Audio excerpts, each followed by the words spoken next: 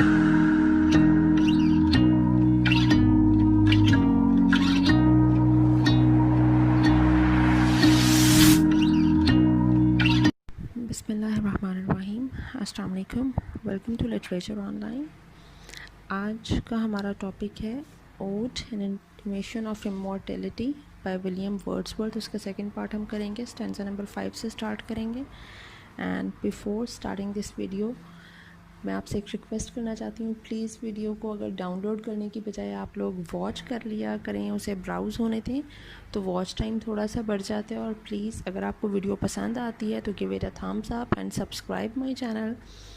और let's start the video. Stanza number 5 से start कर रहे हैं। Our birth is but a sleep and a forgetting, कि हम जो इस दुनिया में पैदा हुए हैं, it can be considered a sleep, that we have fallen a sleep in complete forgetfulness, that we have forgotten our past that was divinely and heavenly। ठीक है, कि हम इस forgetfulness में और ये ignorant life जी रहे हैं, ignorant life due to worldly pleasures। The soul that rises with us, our life's star, hath had elsewhere its setting। जो हमारी सोल है, जो हमारे साथ इस दुनिया में आई है, our life star, our soul is the star of our lives. ठीक है, क्योंकि अगर सोल नहीं है that we are considered dead. ठीक है, we are alive because of our soul had elsewhere its setting. हमारी जो सोल थी, बिकॉज द थिंग इज़ कि हमारी सोल का जो ओरिजिन है वो डिवाइन है। Our soul is a piece of heaven, belongs to haven.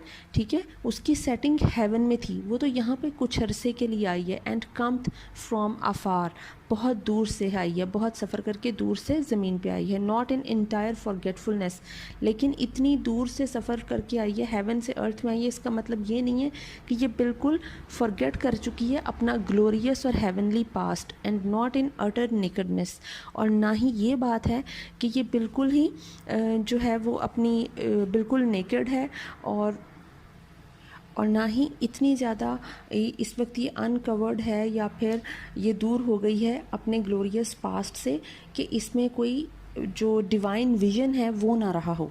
मतलब ना ये अपना ग्लोरियस पास्ट भूली है, और ना ही ऐसा है कि हमारी सोल में अपना डिवाइन विजन ना हो। ठीक है, नेकेडनेस का मतलब है विजन, कि डिवाइन विजन ना हो, डिवाइन विजन उसमें अभी भी है। ठीक है, but trailing clouds of glory do we come from God, कि ट्रेल कहते हैं जिस तरह जो ब्राइड्स होती हैं, क्रिश्चियन ब्राइड्स होती हैं, उनके अमूमन जो वो ट्रेल होता है पीछे, ठीक है, उनका वो गाउन के नीचे वो एक ट्रेल पीछे जा रहा होता है, वो बिल्कुल वैसे ही है कि एक चीज़ जो है वो ट्रेलिंग क्लाउड्स जो हैं, जो डिवाइन क्लाउड्स हैं, of glory do we come from God, वो गॉड की तरफ से हमारे साथ आते ही हैं। मतलब एक इन्फ्लुएंस और एक जो साया है, एक शेडो है, ठीक है, वो हमारे साथ वो रहता ही है। हु इज़ आवर होम, क्योंकि डिवाइन जो हेवन है वो हमारा घर है, असल घर हमारा वही है। Heaven lies about us in our infancy, और ये जो हेवन है, ये जो एक हेवनली विजन है, ये हमारी चाइल्डहुड में, इनफेंसी में, जब हम बच्चे होते हैं, मासूम होते हैं, हमारी इनोसेंस में हमारे साथ रहती है। Shades of the prison house begin to close upon the growing boy, ये शेड्स ऑफ द जो प्रिजन हाउस है, prison house is earth and shades of the prison house is worldly players, begin to close upon the growing boy. जैसे जैसे बच्चा बड़ा होता है और वो अपनी अडल्टहुड में जाता है, तो ये जो वर्ल्डली प्लेयर्स हैं, ये वो जो डिवाइन विजन है, एक हेवनली, एक जो हमारी फैंसीज़ हैं, उन सब चीज़ों को हमसे छीन लेता है। बट ही बिहोल्ड्स द लाइट, लेकिन वो जो इंसान की जो सोल होती है, सोल में कहीं ना कहीं ये लाइट होती ही है। And whence it flows he sees it in his joy, और कभी कभी खुशी के लम्हात में, और कोई मतलब मोमेंट ऐसा आता है जिस मोमेंट में आप उस लाइट को जांच लेते हो और उसको महसूस करते हो। The youth who daily farther from the east, youth मतलब आप जिस तरह ग्रेजुअली बड़े हो रहे हो, अडल्टहुड में जा रहे हो, डेली आप क्या कर रहे हो, daily farther from the east must travel. वो जो है फार्दर फ्रॉम द ईस्ट कहते हैं सनराइज़ को, ईस्ट से दूर जा रही है, मतलब जो सनराइज से ईस्ट से वेस्ट में सन जो है वो होता है, सनसेट होता है, तो darkness, sunset means darkness and sunrise means day. ठीक है, डे लाइट, इनलाइटेंड सोल। तो ये जो हमारी जो सोल है, हमारा जो यूथ है, वो बेसिकली जो हमारी चाइल्डहुड है, that is the sunrise east and our adulthood our, जब हम यूथ है जो हमारा, that is the west and the darkness. ठीक है, दूर जा रही है, ईस्ट से दूर जा रही है डार्कनेस की तरफ। Must travel still its nature's, must travel मतलब उसे सफ़र करना ही है। हमारा जो टाइम दुनिया में है ये हमारे गुजारना ही है। हमने अपनी बर्थ, अपनी इन्फेंसी मतलब इन्फेंट बच्चा जो होता है, फिर उसके बाद हमने उसके बाद टीन एज में, फिर उसके बाद अडल्टहुड में, फिर उसके बाद हमने जो है वो अपनी ओल्ड एज में जाना ही है। We have to pass this time, ठीक है, विद द एज। अब मस्ट ट्रैवल, हमें ये सफ़र करना है। Still is nature's priest and by the vision splendid is on his way attended. Nature's priest कहा गया है लवर ऑफ नेचर को।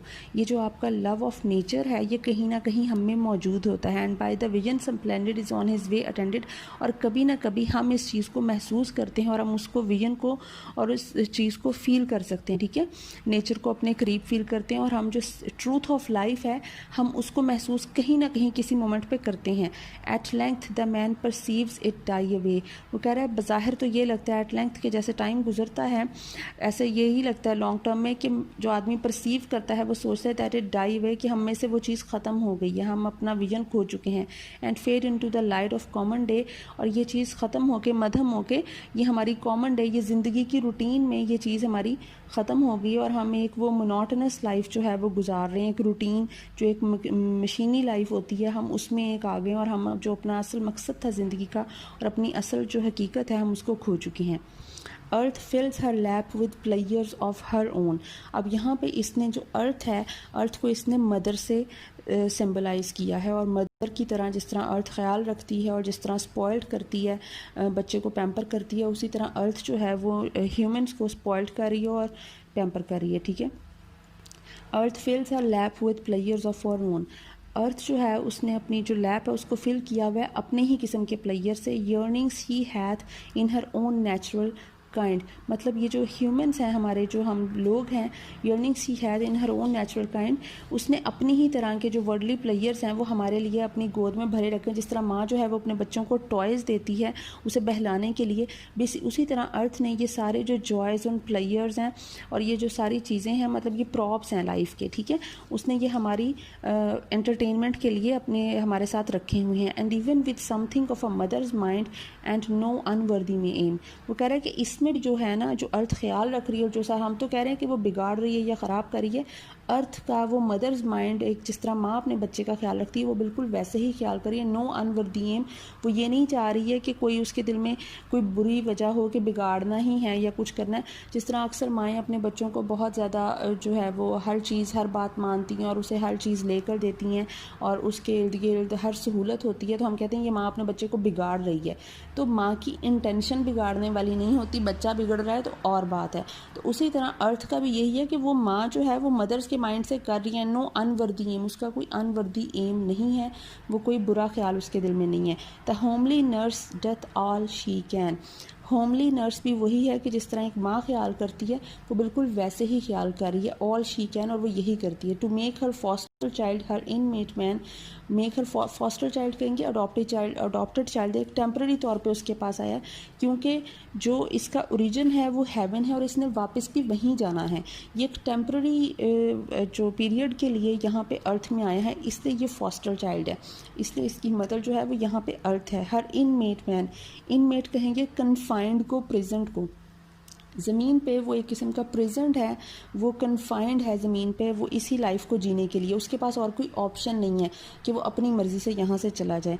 To make her foster child her inmate man forget the glories he hath known, वो उसने ये सब कुछ, वो कह रहा है कि अर्थ ने जो है वो एक अच्छी इंटेंशन से वो ये सारा कुछ कर रही है ताकि वो अपने इस टेम्पररी चाइल्ड को हर वो चीज़ दे सके जिससे वो अपना पास्ट भूल सके। Glorious past he hath known, जो हेवनली पास्ट था उसका।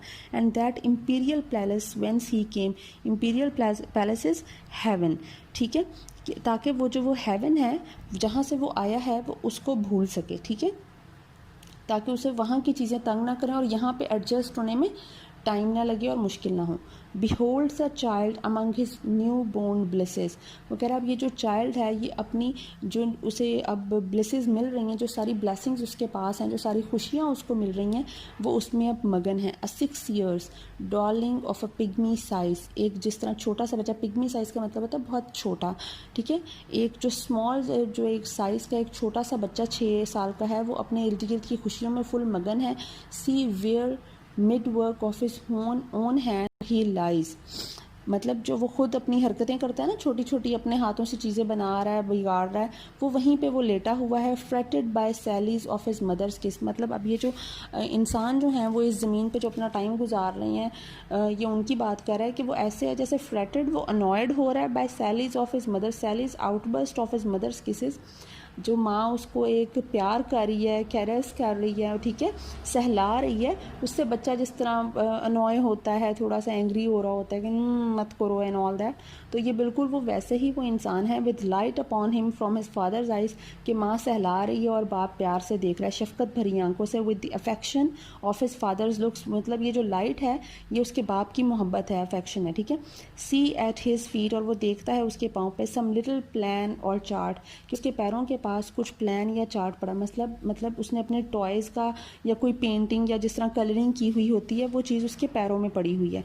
सम फ्रैगमेंट, मतलब बच्चे ने कोई काम किया, आड़ा तिरछा गलत मलत भी किया होगा, तो उसकी माँ उसको प्यार कर रही है और बाप भी प्यार से देख रहा है, ठीक है। मतलब ये वो चीज़ें हैं जो जिस तरह वो प्राउड फील कर रहे हैं अपने बच्चे की हरकतों पे, इसी तरह ही अर्थ अपने उस बच्चे की, ह्यूमंस की हरकतों पे प्राउड फील करते हैं और वो उनको वो खुशी होती है, ठीक है, क्योंकि वो फॉस्टर चाइल्ड है।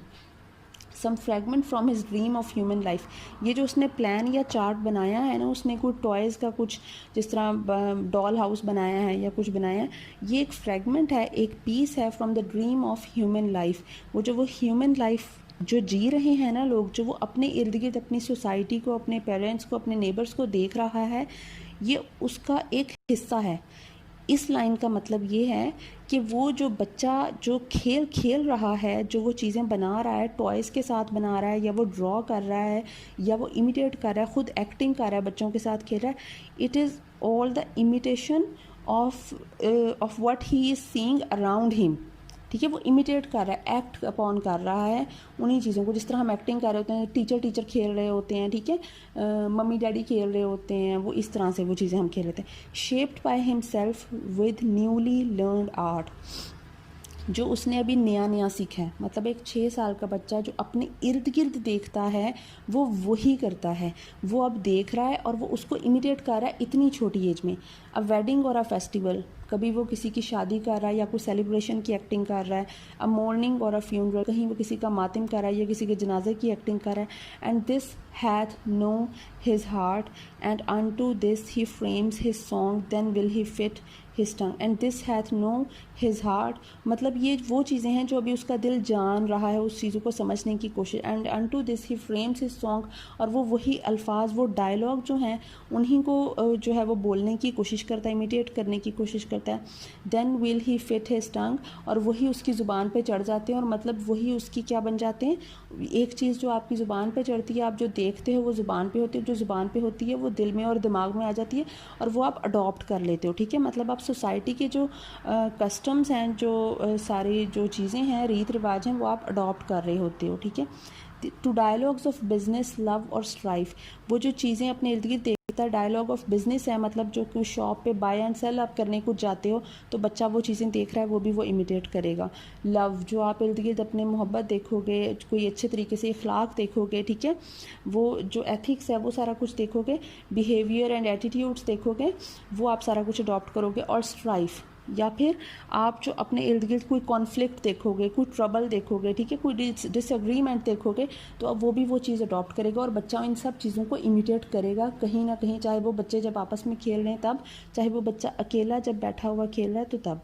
But it will not be long, वो कह रहा है लेकिन ये ज़्यादा अरसा नहीं होगा।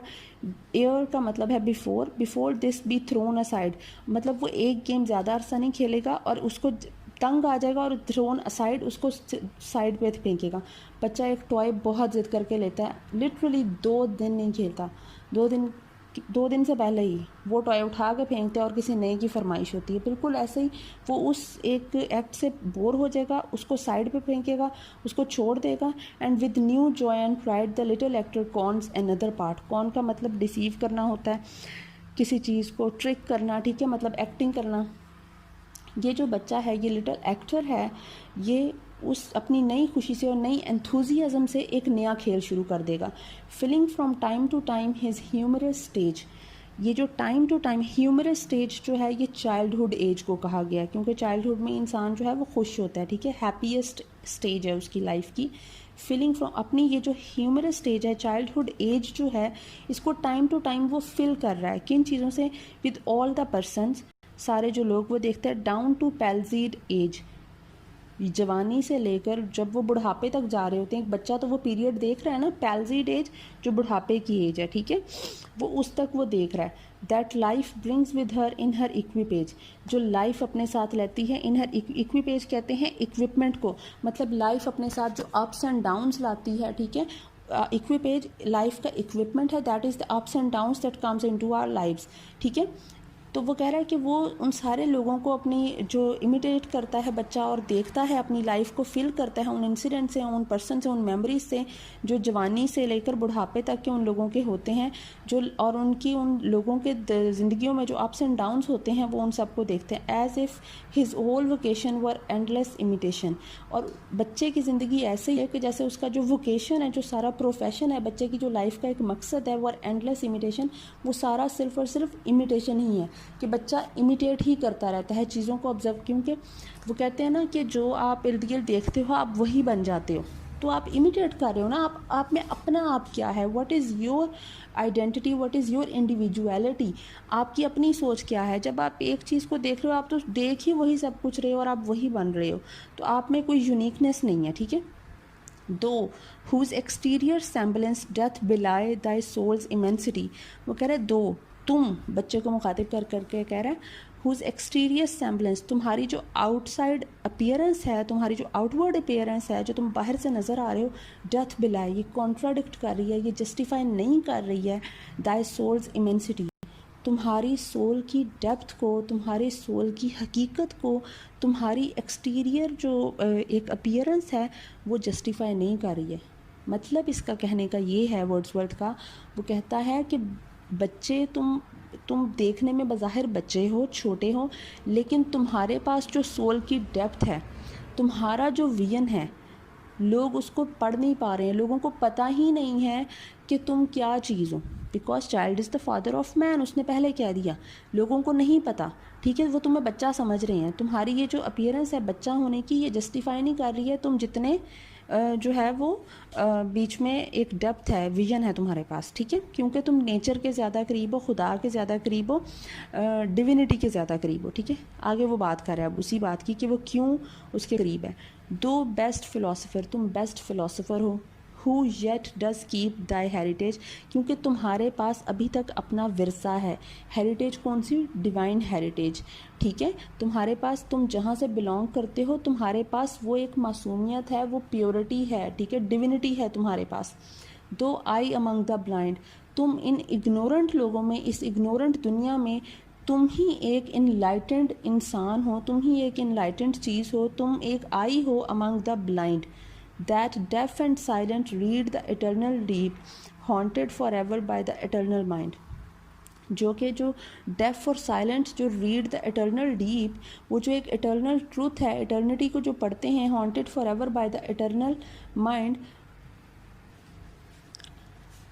ये जो डेफ और साइलेंट हैं, मतलब जो लोग देख और सुन नहीं सकते, उसका मतलब ये है कि जिन लोगों के पास उतना नॉलेज नहीं है, या वो उस चीज़ को बता नहीं सकते हैं और बयान नहीं कर सकते हैं, या वो सही चीज़ की तरफ जा नहीं रहे, एक सही मकसद को ढूंढने की कोशिश नहीं कर रहे, डेफ हो गई हैं, मतलब सही मकसद की तरफ जाने की कोशिश नहीं कर रहे। Read the eternal deep, haunted for ever by the eternal mind.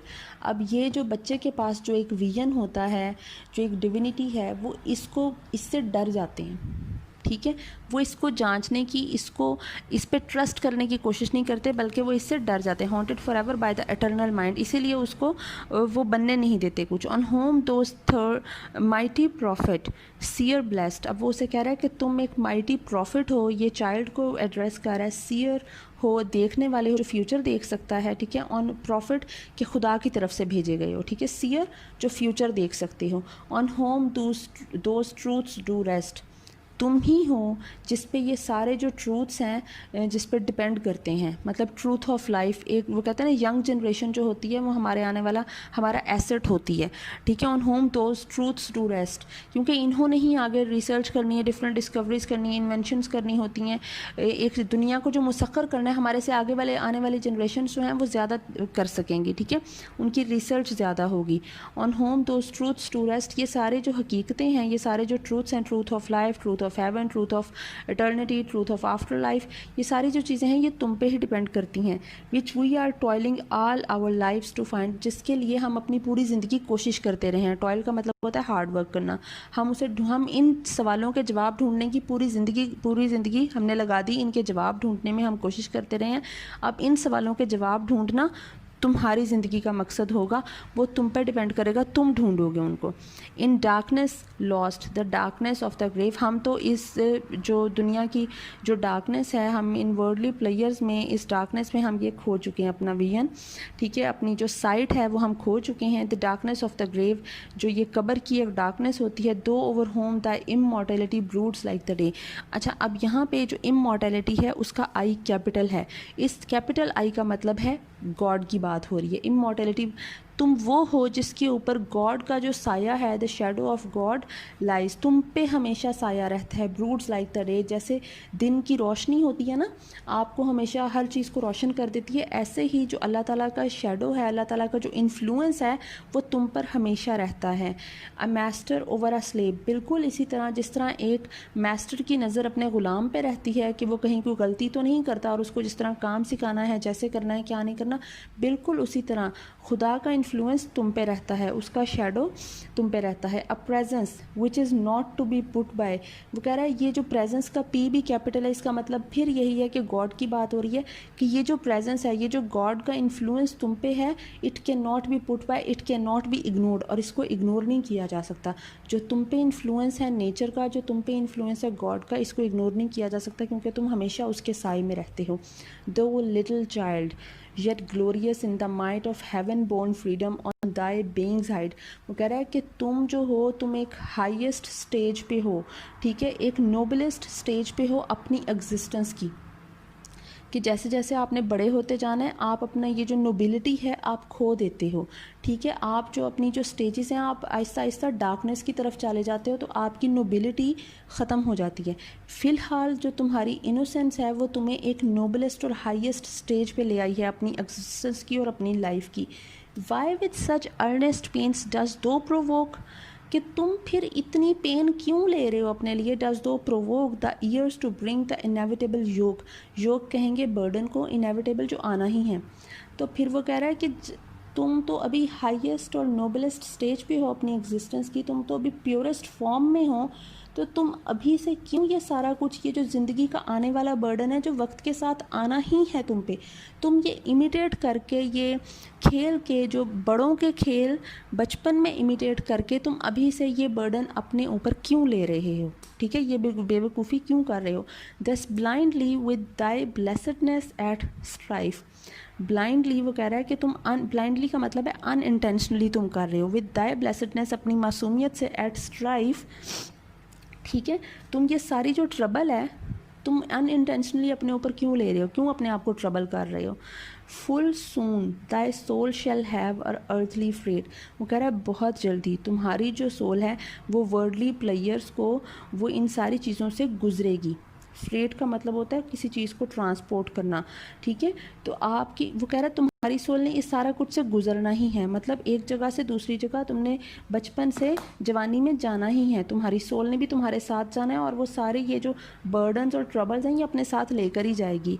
And custom lie upon thee with a weight heavy as frost and deep almost as life. और ये जो बर्डन्स, ये अप्स एंड डाउन्स और difficulties और troubles, ठीक है, ये जो सारे जो ऑब्स्टैकल्स तुम्हारी लाइफ में आएंगे, लाई अपॉन दी, तुम्हारे ऊपर उतना ही ये इन चीज़ों का जो वेट होगा बिल्कुल ऐसे ही होगा, हैवी एज फ्रॉस्ट। जिस तरह कोई आइस होती है, मतलब आइस का मतलब इसने फ्रॉस्ट इसलिए लिया क्योंकि वो आइस कोल्ड को कहते हैं, ठीक है। आइस कोल्ड का मतलब है बिल्कुल सेल्फिश हो जाना, आपके अंदर से एक जो मतलब एक प्योर, आपके अंदर से प्योरिटी और इनोसेंस और डिविनिटी और एक साइड जो है वो ख़त्म हो जाना, ठीक है। And deep almost as life, मतलब और साथ में वो जो वज़न होगा वो लाइफ के एक्सपीरियंसेस का होगा, with the passage of time जो तुम एक्सपीरियंस करोगे अपनी लाइफ में, ठीक है। जो अप्स एंड डाउन्स तुम देखोगे, जो ऑब्स्टेकल्स देखोगे वो ऐसे ही होंगे, हैवी एज फ्रॉस्ट होंगे and deep almost as life. उनमें उतनी ही डेप्थ होगी क्योंकि एक्सपीरियंस आपको जो है वो कहीं ना कहीं अक्लमंद बना देता है, वाइज बना देता है, लेकिन वो फ्रॉस्ट की तरह हैवी भी होंगे क्योंकि वो आपको फिर सेल्फिश भी बना देते हैं कहीं ना कहीं, ठीक है।